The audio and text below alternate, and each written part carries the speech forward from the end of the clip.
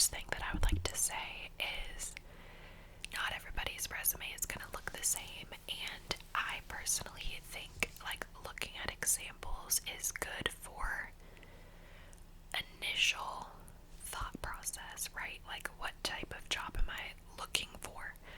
And you need to make sure that like the elements that you're including in your resume don't resemble it exactly, but like you are kind of along the lines of it. But in my opinion, beyond that, I think it's important just to show who you are and allow that part of yourself to shine through rather than trying to look like a formula.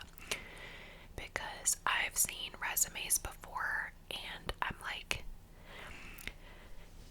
it looks like a brag fest, and I never want to come across that way as a person, so I don't want my resume to look like a brag fest. I just want it to have like just enough stuff, and I think a lot of people put a ton of pressure on themselves to have like a perfect resume and like perfect cover letter and like all this stuff, but to be honest, mine doesn't look all that professional. It looks more like a design-ish, a little, and it's like, I'm not going to show you it because it has my personal information on it. I'm going to read it to you all, but I'll explain it. So, the title at the very top, it is words spaced out, and it's my name, it's big, it's Madison, and then my last name, and each letter is spaced out a little bit, so it looks more design-like, so it gives it some personality. And then below that, I have my email and my phone number. I see some people put their address on it. I don't really have like a permanent address right now, so I'm just not going to worry about that part, and I just don't think it's necessary unless they ask for it, you know, like your employer or whoever you're actually going to like get a job with. And then below that, I have an objective statement, and if you guys are not familiar with these, I think this is kind of like the game changer and what can set you apart if it's written well. And by written well doesn't mean that you sound perfect in textbook, because I actually think I look at that and I'm like, I don't want to hire this person. They look like they're just trying to be all perfect and have it all together, but that's not human. But then again, you need to consider what role and what industry are you getting in. That's important, because in my industry, it's like design to some degree. It's art. I truly want to do art therapy. I talk about it a lot, but I do want to do art therapy, and I don't have the degree for that. So how can I show these people who I am? Because my experience doesn't necessarily reflect that, but I want them to know my values and like who I am as a person. So I will read you a couple different variations of an objective statement, and this is the good tea right here, to be honest, guys. Like, what you do in your objective is you kind of figure out what company it is that you're working for in the position that you're applying for, and figure out a way to word it so that you're kind of feeding them what you want them to hear, but also make sure it's true to you, and that you're being legit and you're not just, you know, feeding them a bunch of crap. So right now, what inspired this video is I want to work at a vintage store in my college town, and it's really cute. Everyone knows about it there, like at least a lot of the girls do. It's a cool place to be, and I saw that they were hiring, and I'm like, okay, well, I've been considering getting a job this spring semester because I just need a job. I do. My dad still supports me financially, so I'm appreciative of that, but I'm getting to the point where I'm like, anyways, that's a whole nother story. So in my objective for this specific position, I wrote, I have my laptop over here, to combine my passion for helping and inspiring others with my love of curated clothing and vintage pieces that spark joy.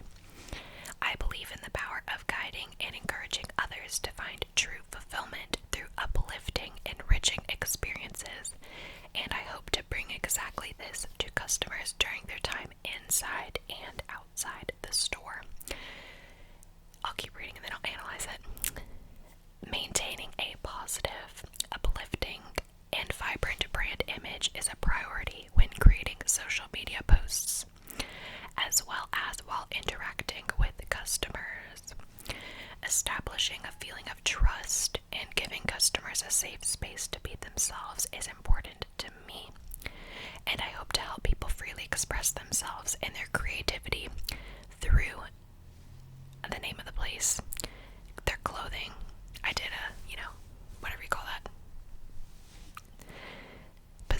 apostrophe pronoun, whatever the fuck you call that. Apostrophe. Oh my god. Anyways, this places clothing, accessories, and unique finds. So that was a statement where I'm kind of telling them, like, I'm the perfect candidate because I know what your brand image is. Like, I feel the energy of your company. So my advice for you all is look at the objective statement as a thing where you are telling them that you know their company as a person. Like, if their brand or company were a walking, living person, you know who they are, and you have that awareness, and you know, like, you mesh that idea with the fact that you're good for them. And that's basically what that is. And I'll read you my other one, because I've applied. Oh, look at the cute butterfly. So I've applied for multiple different things, and situational, circumstances. Like, I go into it, I think I want it, and then I'm like, fuck no, like, this is not for me. I interviewed for a magazine editor position, and I would have had to, like, do a lot of phone calls and, like, trade off with the other people within that agency, and, like, sometimes I would be editing, sometimes I would be taking pictures, sometimes I would be talking, but it was unpaid. And, like, I get the value in unpaid a little, but at the same time, like, you know, you have boundaries for yourself. Like, what am I willing to do for zero money? Ask yourself the questions. So I applied for that, and then I just let it fizzle out, whatever. So of course they didn't follow back. Like, they could tell I wasn't into it whenever I was there. And then I applied for a position to be an intern at this, like, children's, like, art center kind of thing. And then COVID hit, and I never followed up with them because I just didn't think that it was a good position, considering the fact that I needed it for a marketing credit to graduate, and it was like a lot of hours, and they were like confused. I'm like, well, I'm confused because you guys were on the list of, like, approved places, but y'all don't have your shit together, so you just need to watch out for yourself in circumstances and just know you and know, like, what you're willing to put up with. Don't just apply to a job, get the job because you need the money, because you're gonna be fucking miserable. Also, I'm sorry I'm cussing a lot in here. I probably should not be doing that, but this topic just kind of gets me heated a bit. Okay, so that is one version. The other version is to add value to an organization run by passionate, driven individuals with excellent ethical stewardship by bringing my passion for helping and inspiring others into a creative, collaborative environment. I believe in the power of guiding and encouraging others to find true fulfillment through uplifting, enriching experiences. And through this internship, I hope to gain a broad understanding of how to successfully run a nonprofit organization. So you can also tag along in that statement and let them know, like, what is your goal in this job? So I addressed the type of people that I wanted to work with, and I knew that they were those types of people because you, like, can research their values, and, like, if you have good intuition, you can just get a sense for that kind of thing. And then the part about ethical stewardship, that's very important to me. Ethical stewardship is just, like, people that operate their company in a really ethical, like, good way, and they, like, handle situations maturely and well, and, like, not condescending, and, you know, that type of thing. Okay, so now let's get into the experience portion of this video. I'm not going to read the companies, but I'll just tell you, like, what I did. So the first one is marketing intern, and this was at an architecture firm. So photographed completed development projects, created in-housing marketing materials, assisted architects and interior designers with marketing needs. And then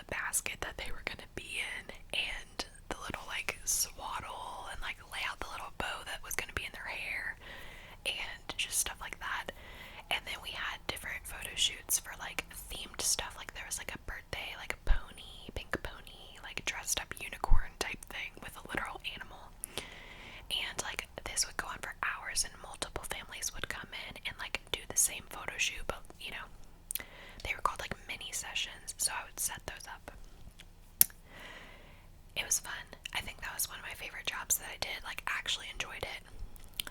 Then the next thing that I put on my most recent one that I submitted like tonight in email to the boutique like thrifting place is a different job that I had. So if you guys didn't know, just putting the most relevant stuff on your thing is important. Like, I didn't need to put sales associate on my digital marketing one because that doesn't really matter, you know. But for here, it's working with clothing and merchandise, so I need to let them know that I've done this, right? So, sales associate at blank boutique. I did this. This was like my first like big job because I never babysat or did anything. I coached cheerleading in high school and I coached the 8th graders. It was so much fun. I really did like that. But of course you don't put that stuff on here. Anyways, sales associate.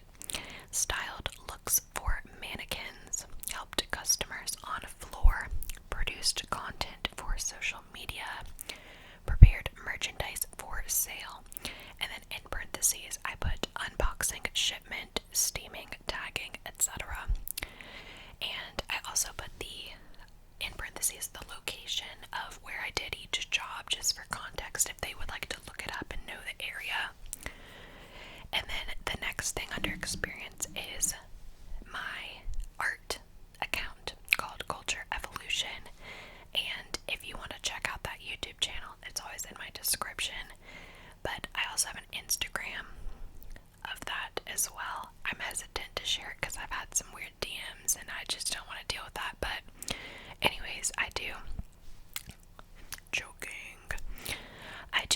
I wrote commissioned original paintings, photographs, and digital art. So it's just kind of my place to like share like my personality.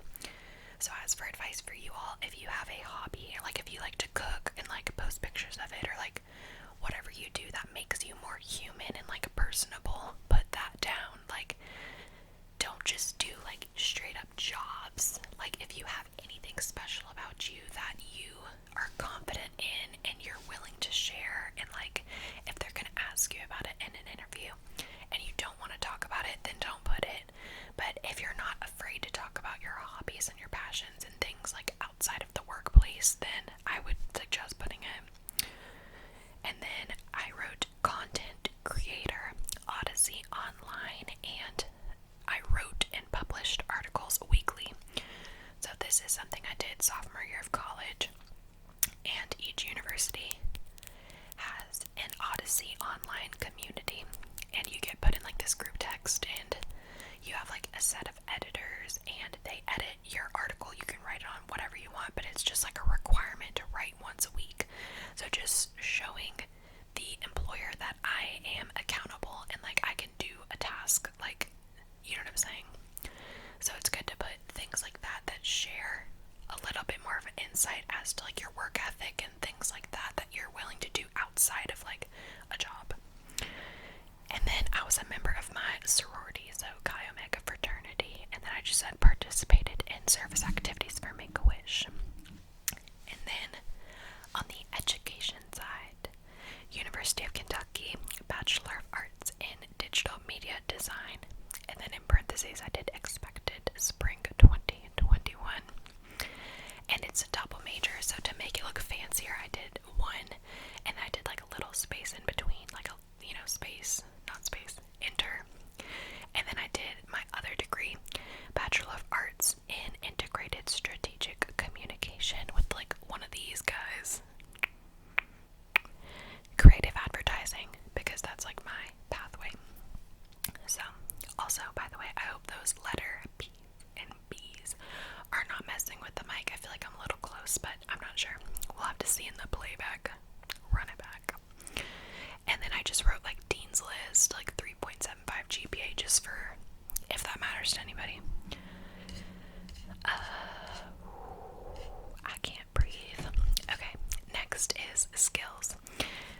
Adobe Photoshop, Illustrator, Lightroom, Premiere Pro, InDesign, Bridge. And then I did like enter next line, photography and videography experience. Enter next line, strategic planning and marketing. And then targeted advertising.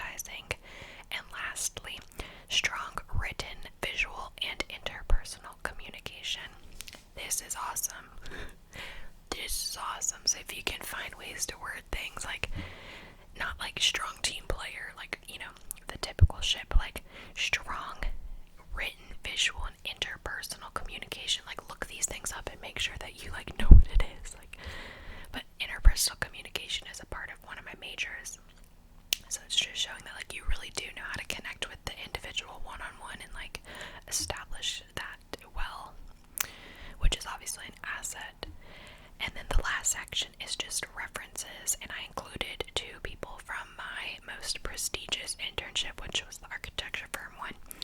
So this person is a director of marketing and PR, and the other one is the marketing manager of the firm. So that is it for my resume experience with you guys. I'll probably do another video at some point talking about career and like just my more word vomit about my opinion on like the industry and this like pressure that people feel about getting jobs, and like it shouldn't have to feel that way. Like, it's just a whole ramble, so I'm gonna save that for another specific whisper ramble. So I wanted this one to be more productive. But yeah, I hope that you guys enjoyed this video. It was super last minute and just like a random idea that I thought of, but I just wanted to film it for you all and just give you a little bit more of an insight as to what I'm working with over here. I thought about putting YouTube on it, but I just mentioned it in like the body email that I sent to this boutique, because I'm not embarrassed about it on that level. And even a bigger level, I wouldn't be embarrassed about it, but I do have some content on like weed and like some controversial things occasionally, but it's not like inappropriate. It's just, you just have to know your audience is the point. So anyways, that is it for today's video, you guys. I love you all so much. By the way, we're almost at 200 subscribers. That's amazing. Thank you all so much. You are the reason that